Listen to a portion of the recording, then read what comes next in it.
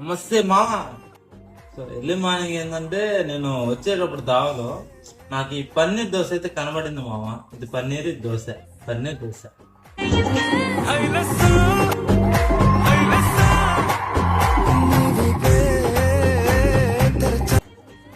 అలాంటి నా దోశ సరిపోతుంది, 2 ఇడ్లీ అయితే తీసుకున్నాను. ఫస్ట్ ఏంటంటే ఈ పన్నీర్ దోశ టేస్ట్ ఎలా ఉందో టేస్ట్ చేసి చెప్దాం మామ.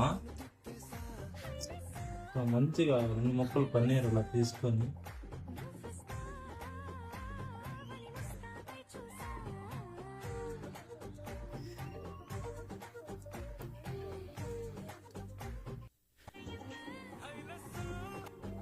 బెటర్ మా.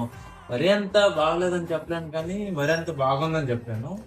జస్ట్ బెటర్ అంటే యావరేజ్, పర్లేదు, ఓకే. అలానే ఏంటంటే వీడియోలు పెట్టి చాలా రోజులైంది. రాననుకున్నారా రాలేననుకున్నారా? లేదు మా, కరెక్ట్ వీడియోలు పెట్టి నెక్స్ట్ నుంచి కంటిన్యూగా అయితే వీడియోలు అయితే పెడతాను మా, ఖచ్చితంగా. అలానే ఏంటంటే కొద్దిగా సబ్స్క్రైబ్ చేసుకోండి. అలానే ఇన్స్టాలో ఫాలో అవ్వండి. మీరు ఫాలో చేసేదంటే నా సపోర్ట్ మా, అవి చెప్పుకోవచ్చు అన్నమాట ఫాలోవర్స్ అని, సపోర్ట్ కోసం, ఓకేనా? సో డూ ఫాలో మా. బాయ్ మా.